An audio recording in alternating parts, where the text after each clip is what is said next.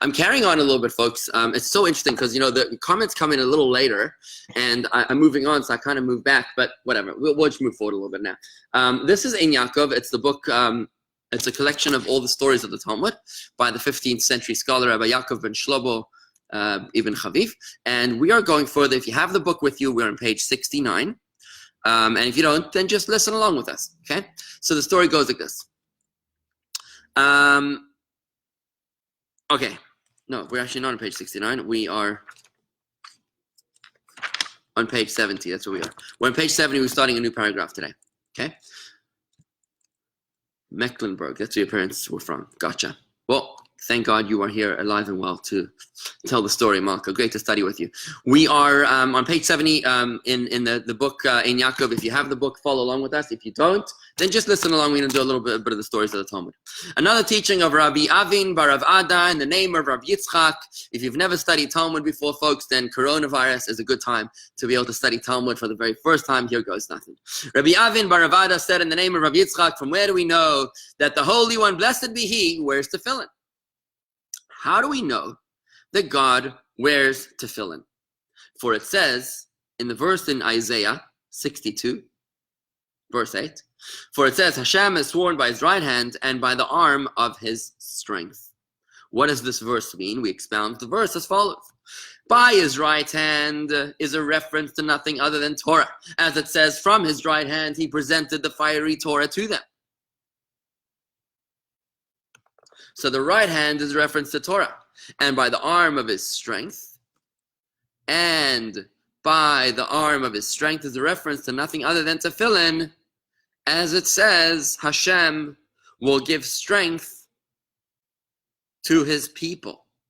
Hashem oz le'amo yiten. Hashem will give strength to his people. That is a reference to tefillin. How do we know that Hashem will give strength to his people? Is a reference to tefillin. This is very powerful stuff. From where do we know that tefillin are considered the strength of the Jewish people? For it is written in Devarim, in the verse in Deuteronomy 28, verse 10, all the nations of the world will see that the name of God is called upon you, and they will fear you. What is this referring to? It was taught in a Brisa. What will cause them to fear you? Rabbi Eliezer the Great says, these are the tefillin that are worn on the head. When we wear the tefillin on the head, we put tefillin on the arm, right here on the left arm, on the weaker arm, and tefillin on the head. When we wear the tefillin, Michael, we're on Tractate Brachot in Ein Yaakov. Paragraph 18, if you have the book with you. When we wear the tefillin of the head, the arm tefillin is typically hidden. It's like kind of in your armpit somewhat, but the head tefillin protrudes above from your head, and this tefillin is what the nations of the world see. It's actually got a big shin on the right, on the side of it. The shin, which is the name of the first letter of the name of God. When the nations of the land will see the name of God upon you, they will fear you. This directly brings blessing of security to the Jewish people. When the Jewish people wear tefillin on their heads, the divine presence rests upon them, which puts fear in the hearts of their enemies. We were talking about fear before, and now we're talking about fear in the enemies of the Jewish people. Tefillin then are the strength of Israel. Similarly, in the verse, Hashem will give strength to his people. The word strength here also refers to tefillin. And therefore we see that by the arm of his strength talks about God laying tefillin. And similarly, the verse Hashem swore by the arm of his strength can be interpreted to mean by the tefillin of his arm. Thus we can interpret the verse to indicate that that God wears tefillin. Now folks, very, very important caveat discussion here. God does not have an arm, and God doesn't use leather. So God is not a physical being with a left arm and a right arm and laying tefillin on his head or on his arm. So we're talking over here anthropomorphically speaking. As the Talmud will actually go further to say, the Talmud discusses what is written in God's tefillin. We're talking about an anthropomorphic concept right now. You got to be careful not to oversimplify this notion that God has tefillin. It's kind of like, you have to understand that we're like two ants that are talking about what goes on inside of your house.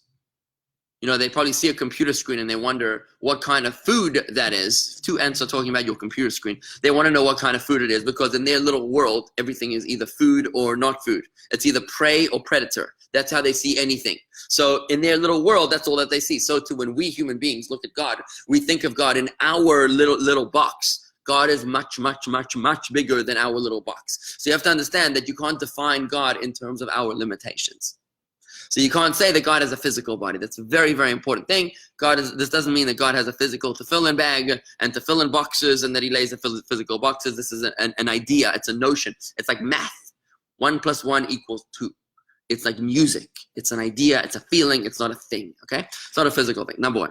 Number two, I want to tell you, it was on May 28th, 1967, when Abdul Nasser, the president of Egypt, signed the pact with Syria, I believe it was, maybe Jordan as well, to take full control of their armies so that he could drive Israel into the sea to put an end to this horrible people of Israel, God forbid, that were established in 1948 in the modern state of Israel, to destroy them once and for all in 1967, to end the 19 years of suffering of all the Arab nations by driving them into the sea.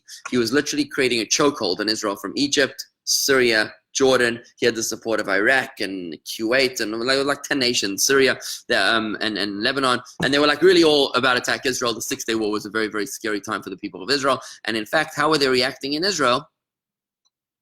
They were digging mass graves. That's how they were reacting. They were turning public parks into mass graves. It was a very, very anxious and anxiety-ridden level period of time for the people of Israel, for the land of Israel, and for all of us around the world. The Rebbe came out on May 30th or May 28th, I think it was Lag BaOmer, and the Rebbe came out in a children's rally with tens of thousands of Jewish kids on Eastern Parkway in Brooklyn, New York, and the Rebbe declared, he quoted this verse, and he says, the nations of the world will see the name of God upon you and they will fear you. The Rebbe here launched the mitzvah, the tefillin campaign. He said, it is our obligation to go out and find every last Jewish male above the age of 13 and to lay tefillin with them regardless of what they believe, regardless of how much mitzvahs they observe.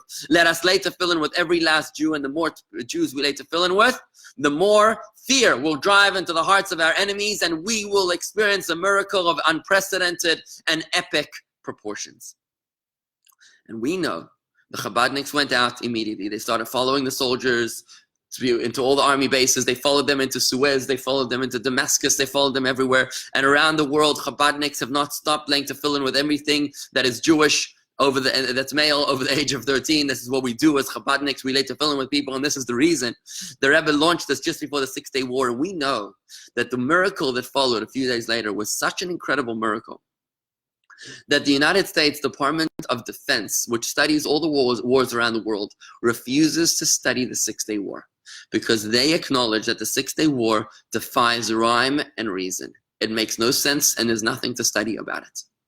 So I was told by a former member of our community who worked for the Pentagon. He now lives in Israel, and I think he still works for the Pentagon. I'm not sure exactly what he does, but that's what he told me. So the miracle, the 6 Day War was a modern day miracle, folks. It was unbelievable. When you study the 6 Day War, when you realize that the Israeli Air Force came out to attack the Egyptian Air Force and that the radar operators were asleep because they were drunk from a party the night before, and that the radars were off, and that's why they didn't detect the Israeli aircraft coming in. And Israel was able to obliterate, I think it was 90 or 95% of the Egyptian Air Force within a period of just a few minutes. It is an unbelievable thing. It's truly extraordinary. And that has everything to do with the mitzvah of tefillin. The vehicle, the blessing, the conduit of the blessing came through the Israeli army, but the source of the blessing came through God. When we lay tefillin, we bring fear upon the nations of the world that they fear us. And therefore now, folks, when we need safety and security, I want to urge and encourage you to please lay tefillin. Please take a moment. It doesn't take more than 3 or 4 minutes. You lay the tefillin on your arm and on your head. You say, Shema Yisrael, Adonai Eloheinu, Adonai Echad, Baruch Shem Kavod Malchuto Le'olam Va'ed. And that's it. You take it off. It's done. It's so easy to lay tefillin. The world needs safety and security right now. And now today, the enemies of the people, the enemies of Israel is Corona. Let's make sure that Corona backs off. And you can do that. Hi, Ezra. Good morning. Welcome to joining us here this morning. The way we can make sure that Corona disappears is by, is by laying the tefillin. So please, folks, take a moment to lay your tefillin. Lay your tefillin. Do it every day. Take upon yourselves this good resolution. And this is the conversation that we're having today about the laying of the tefillin. We said that God also lays tefillin. We'll be talking more about that tomorrow. So we'll carry on tomorrow about that. But with this, I'd like to continue now with the brand new course that I have created. I was on the airplane coming back from South Africa a few days ago, and I was thinking about it at about 21 hours of flight. I was thinking about the gap between your average Jew and Chabad. Why is it that your average Jew has a hard time feeling comfortable at Chabad? And I realized it's everything to do with prayer. You know, they walk into the show and they just don't know what's flying. They don't know what's going on, and you can't blame them. Why should anyone know what's flying? Why should anybody know what's flying? I'm thinking, Ezra, are you there? I'd like to know, should we end this podcast, end this Facebook Live, and then start a new one so that we have a new video separating the previous hour of Torah study from the prayer course? I think we should. I think I'm going to do that. I'm going to end this class, and I'm going to immediately start a new class, just so that for our archives, we can have a new class, because we're going to have this introduction to Jewish spirituality and meditation through prayer. I'm going to set it up as a separate course that people can study without having to look at the previous hour of Torah study. So I'm just going to end this course.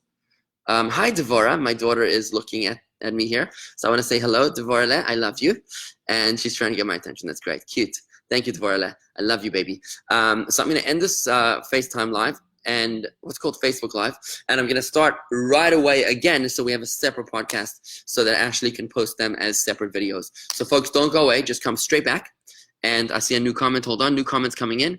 It is recommended not to kiss the books from a public place. That's a good idea. Yes, I think it's a great idea. Very good. Okay, fine. So I'm going to end this, and I'm going to start right away, folks. So don't go away. We'll be right back right after this commercial break.